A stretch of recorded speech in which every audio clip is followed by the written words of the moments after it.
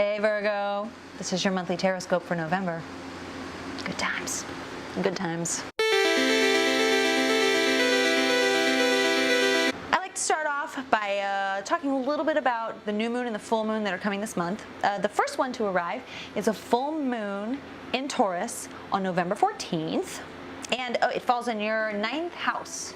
9th house, what is that? What does that mean? Philosophy. It is foreign travel, expanding borders, higher education.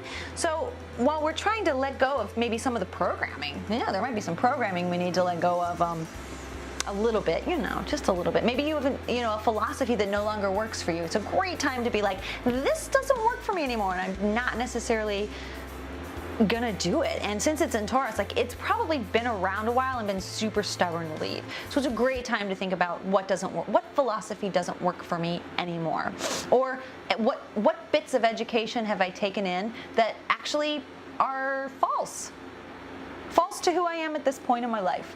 Hey, just that.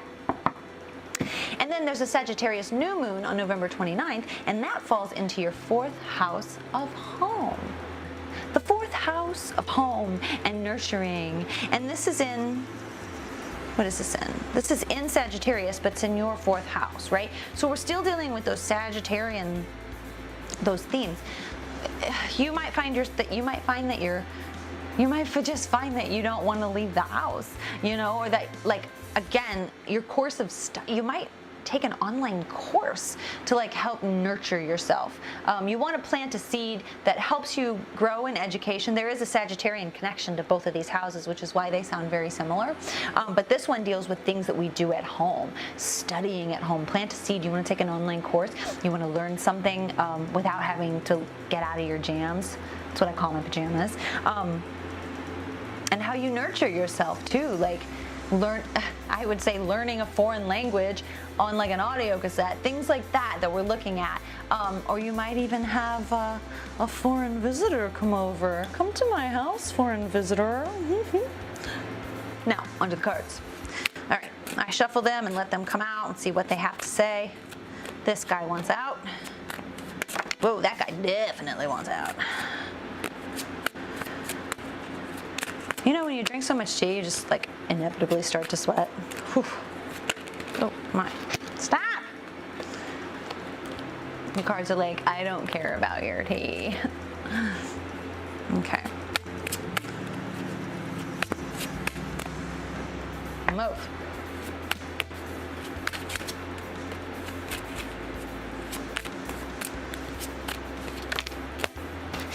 I see this. Well, you got 5 cards. Sometimes that happens. Ooh, big themes. Oh, Virgos, big themes, my friends. So 5 cards. Let's start with 1, Temperance. This is alchemy. This is balancing emotion, thought, feeling, inspiration. So we're really working on balancing all these things to create one thing. It's just like chemistry. There's also which is funny that the Death card is next, because Death is really just a transformation card. It's the end of one chapter and the beginning of a new, but it's personal. It's like a personal transformation that happens with the Death card. It's paying tribute to the old and then honoring the new, which is funny. You could really look at it as maybe old inspiration, new ideas, all this stuff. You put them together, you have the Death card. That's not a very good explanation. Death, Pluto. This is I sense the fact that you're undergoing some big changes changes you don't necessarily know how they're going to turn out. And that for a Virgo is kind of difficult because you like to know things. You definitely like to know things. If there's a party I have to go to, or if there's anywhere I have to go to, I would prefer a Virgo pointed me in the right direction to get there. All right, then we have the Nine of Swords. We have a lot of anxiety. Well, they're like, we're Virgos. A lot of anxiety around making, I can't believe this, but making choices right now, because everything seems so transformational. Everything does seem so life or death. If I do this, everything shifts. And that's true. I hate to tell you, but it is. So we're going from this temperance, this alchemical change, right?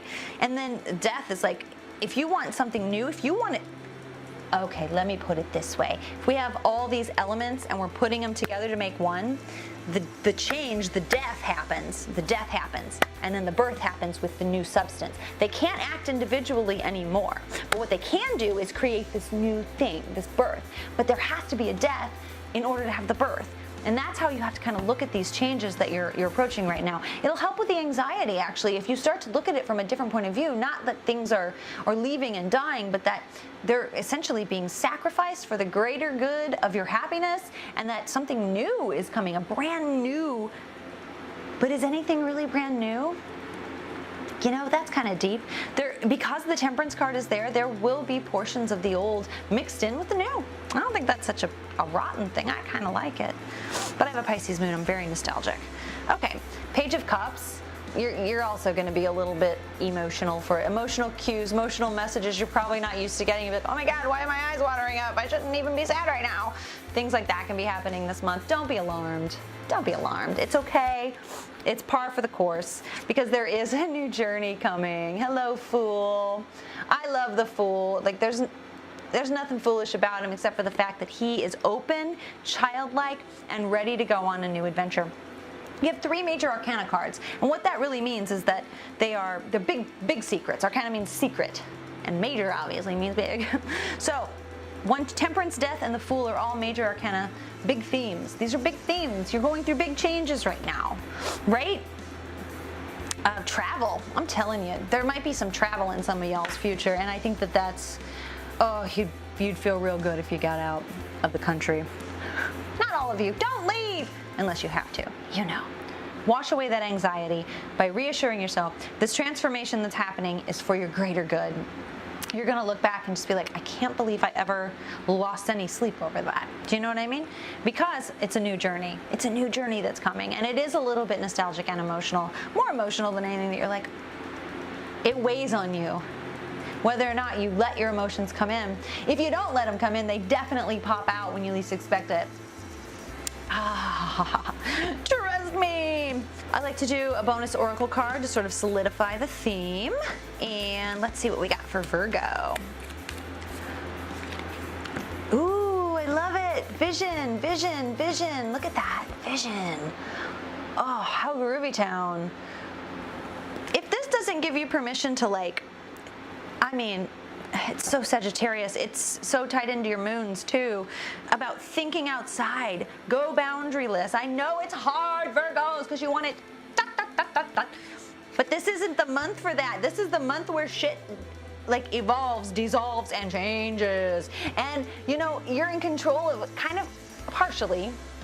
You're a co-creator with how it all turns out, and it's important for you to keep the vision, keep that third eye wide, my friend. Keep that vision strong so that you're there for every step of the way for these alchemical changes, because it's gonna happen. You might as well get in there and accept that there are some things you don't know, you don't understand, but you can be along for the ride, because then you can analyze it a little bit more later, and I know you're gonna love to do that. Thank you so much for watching, Virgo. Don't forget to subscribe, naturally, and follow me on Instagram at Mystic Assistant. I do a daily tarot draw Monday through Friday, and I think you'll like it. I know you'll like it. Like me. I'm just kidding. Or am I? Oh God, shut up, Tracy.